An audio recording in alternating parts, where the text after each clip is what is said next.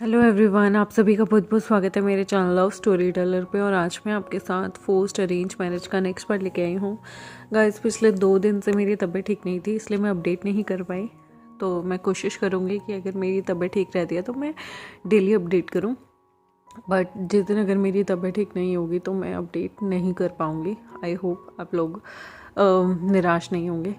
चलिए आज के पार्ट को हम शुरू करते हैं। जैसे कि हमने पिछले पार्ट में देखा, लवांगची और विंग की एक क्यूट सी स्टोरी अब शुरू होने लगी थी। उन दोनों के बीच में अब अंडरस्टैंडिंग भी बन रही थी बच्चों को लेकर। उन लोगों के बीच में जो इनसिक्योरिटी या फिर जैसे कि कहा जाए कि जितनी भी चिंताएं थी वो उनके बीच काफ़ी ज़्यादा घर कर चुकी थी। दोनों के बीच बहुत सारी तरीके की मिसअंडरस्टैंडिंग हुआ करती थी। यहाँ पर एक दिन जो विवोशन होता है ना, वो यहाँ पर लवांगची से ना एक शिकायत करने लगता है कि वो कभी भी डेट पे नहीं गया। लवांगची और वो कब इतने साल शादी के बीत गए, दोनों डेट पे कभी गए ही नहीं। मोस्टली वो लोग फैमिली टाइम ही इंजॉय करते हैं, पर विंग कभी ऑफिशियली किसी के साथ डेट पे नहीं गया, कभी उसने वो चीज़ फील नहीं की। तो वो कहीं ना कहीं ये चीज़ें फील करना चाहता था।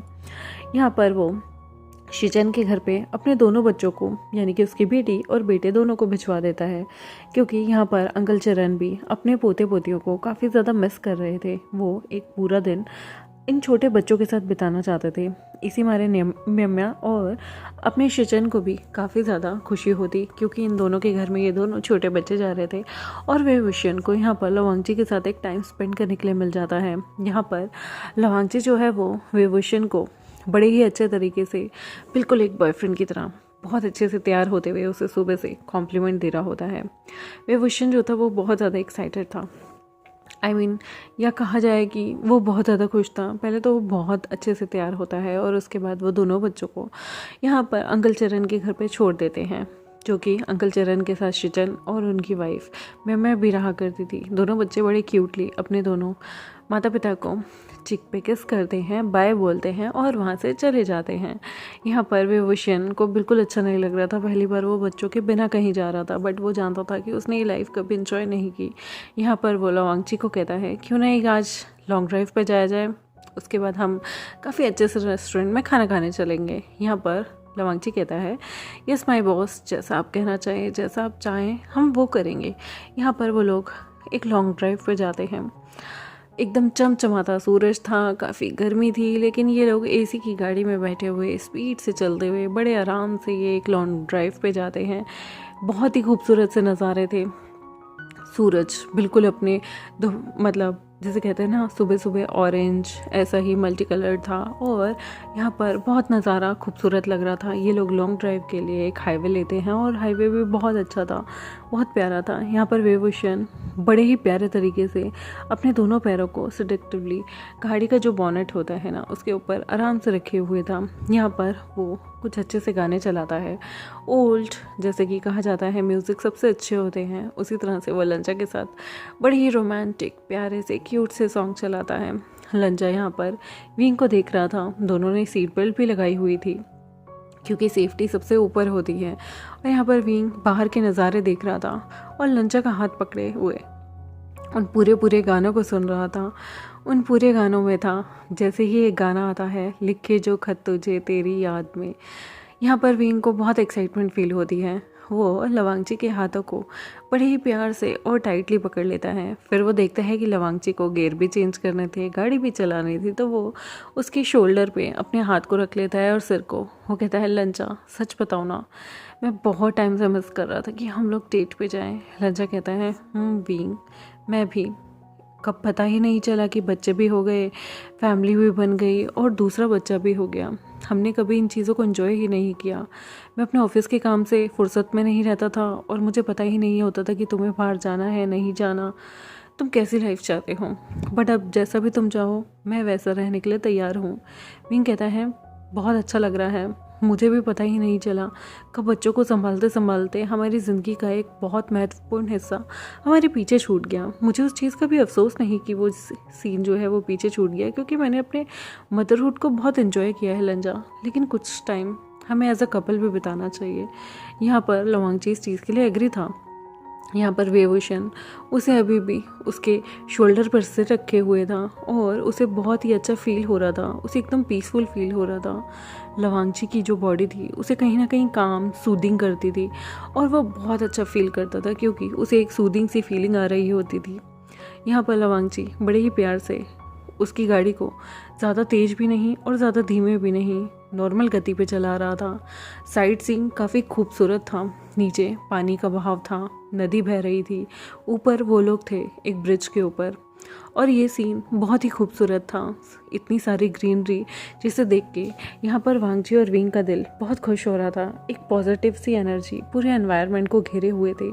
विंग अचानक से लवांगची को देखता है जो बहुत खूबसूरत लग रहा था गाड़ी चलाते हुए। विंग मन में सोचता है उसने कभी इतने पास से लवांगची को देखा ही नहीं। उसने जब भी देखा एक कोल्ड फेस, एक कोल्ड हर्ट पर्सन देखना चाहा, लेकिन लवांगची इतना खूबसूरत लगता है और वो भी गाड़ी चलाते हुए, बिल्कुल उसका ड्रीम मैन। जैसे कि उसे एज अ ओमेगा होने पर हमेशा एक अल्फा चाहिए था। पर वो होता है ना कि हम अपनी चीज़ों की कदर नहीं कर पाते, अपनी चीज़ों में वो चीज़ नहीं ढूंढ पाते जो हमेशा से हम चाहते थे।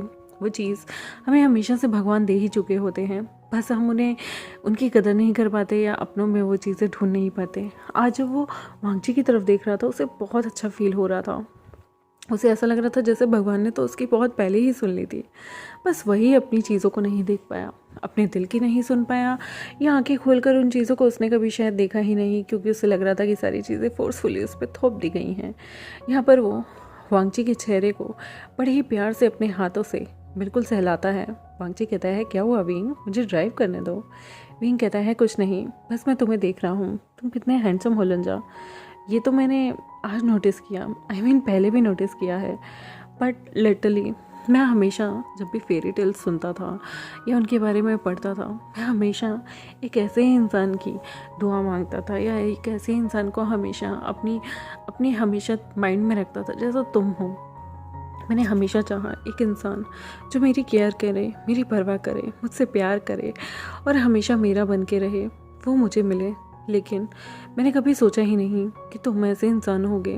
मैं हमेशा तुम्हें गलत समझता रहा। आज तुम बहुत ब्यूटीफुल लग रहे हो। मुझे तुम्हें एक चीज़ कहनी है। लंजा कहता है कहो, क्या कहना है तुम्हें विंग। विंग बड़े ही प्यार से उसके कान के पास जाके कहता है माय हस्बैंड। यहाँ पर लंजा थोड़ा शॉक्ड हो जाता है। विंग फिर से कहता है माय हस्बैंड लवांगची, माय हस्बैंड लंजा। आज मुझे बहुत प्राउड हो रहा है ये कहते हुए कि तुम किसी और के नहीं, मेरे खुद के अपने अल्फ़ा हो।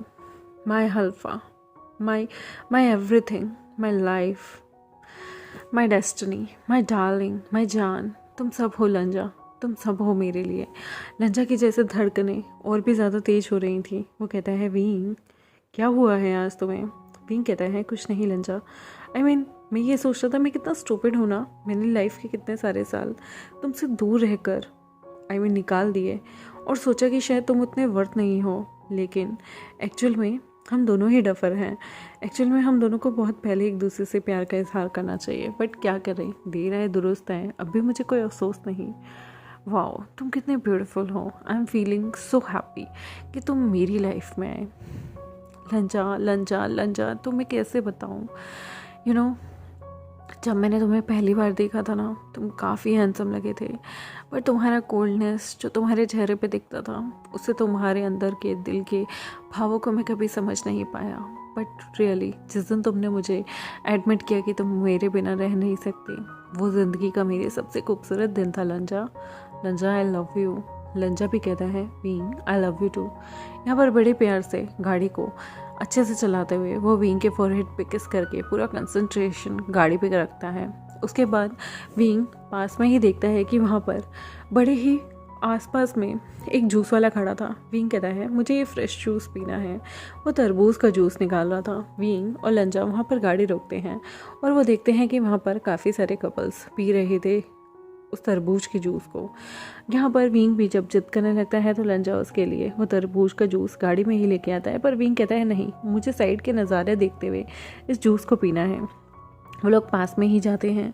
वो देखते हैं कि नीचे एक डैम का पानी यहाँ पर बहुत अच्छे से रुक रखा था और उसके बाद कुछ पानी को उन्होंने रिलीज़ भी किया हुआ था। वो बहुत खूबसूरत सा नज़ारा था। विंग वहाँ पर देख रहा था पानी कितना क्रिस्टल क्लियर था। वहाँ पर कुछ मछलियाँ भी थी और बहुत ही क्रिस्टल क्लियर पानी उसे नज़र आ रहा था। विंग देखता है और कहता है, वांग जी, यहाँ का पानी कितना खूबसूरत है ना। वैसे ये जगह बहुत ही ब्यूटीफुल है और ठंडी ठंडी हवाएं मुझे बहुत ही अच्छी लग रही हैं। पानी के पास से कितनी ठंडी हवा आती है। सच में ये दिन ना कितना मन को सुकून दे रहा है। यहाँ पर वो लवांगची का हाथ पकड़कर वहाँ पास में ही बैठ जाता है। वो लवांगची के शोल्डर पर सिर रखता है और कहता है, मुझे पता ही नहीं चला मेरी ज़िंदगी का इतना बड़ा हिस्सा कब एक मदर बन के निकल गया।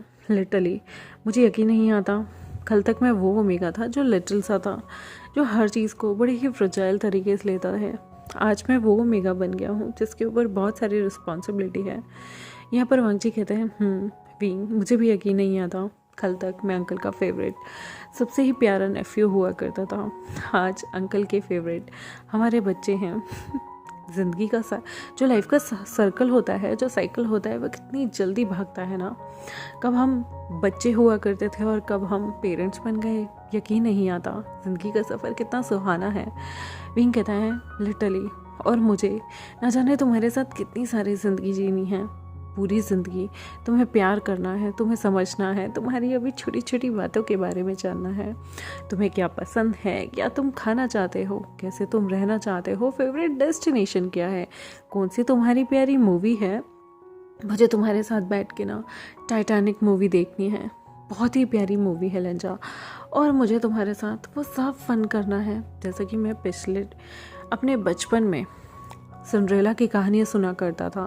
फेरी टेल्स को सुनकर मैं बहुत एक्साइटेड होता था और मुझे लगता था शायद मेरा भी प्रिंस चार्ली आएगा एक घोड़े पे बैठ के। माना कि अब घोड़ों का ज़माना गया और तुम एसी वाली गाड़ी में आए हो, बट मेरे लिए तुम मेरे प्रिंस से कम नहीं लंजा। तुम मेरे लिए प्रिंस लवांगची हो। चार्ली ना सही, लवांगची ही सही। यहाँ पर वो बड़े ही प्यार से, बहुत ही अच्छे से यहाँ पर लंजा को देखता है। दोनों ही एक ही ग्लास में 2 स्ट्रॉ डालकर आराम से उस प्यारे से तरबूज के जूस को पीते हैं और फिर दोनों ही एक दूसरे को किस करने लगते हैं। वहाँ पर बहुत सारे लोग देख रहे थे, सारे कपल थे और सारे एक दूसरे को किस ही कर रहे थे। बहुत ही प्यारा सा नज़ारा था। वो लोग लगभग 1 घंटा वहीं ठंडी हवाओं के बीच बैठे रहते हैं। यहाँ पर ठंडी ठंडी हवा आ रही थी, पानी की फ्रेश खुशबू और पानी की जो टप टप होती हुई बूंदें थी जब वो चट्टानों से टकरा कर आ रही थी, जैसे मानो बहुत ही सूदिंग सा, कामिंग सा वहाँ पर एनवायरनमेंट बना हुआ था। विंग जो था वो बहुत खुश हो रहा था। यहाँ पर हवा चलती है और पास के ही पेड़ से कुछ फूल आकर विंग की झोली में गिर जाते हैं। विंग उन फूलों को उठाता है और लंजा के कान के पास रख देता है। एक फूल लंजा उठाकर उसके कान के पास लगा देता है। दोनों ही बहुत प्यारे लग रहे थे। दोनों ने ही अपने कान पे फूलों को लगाया हुआ था और वो लिटरली बिल्कुल हवाए कपल की तरह लग रहे थे, ब्यूटीफुल से। और यहाँ पर लंजा कहता है, विंग, कितना अच्छा लग रहा है ना ये सारी चीज़ें। क्या मैं तुम्हारे लिए एक चीज़ बना सकता हूँ? वहाँ पर बहुत सारे जो हवा चलने की वजह से फूल उनकी झोली में आकर गिर रहे थे। लवांगची उन फूलों की टहनियों को आपस में जोड़कर एक छोटा सा क्राउन बनाता है और विंग के सिर पे रख देता है और कहता है, ये मेरी ब्यूटीफुल वाइफ के लिए बहुत ब्यूटीफुल सा गिफ्ट। विंग कहता है, क्या मैं अच्छा लग रहा हूँ? लंजा कहता है, बहुत क्यूट, और वो विंग के चीक्स पे किस कर देता है।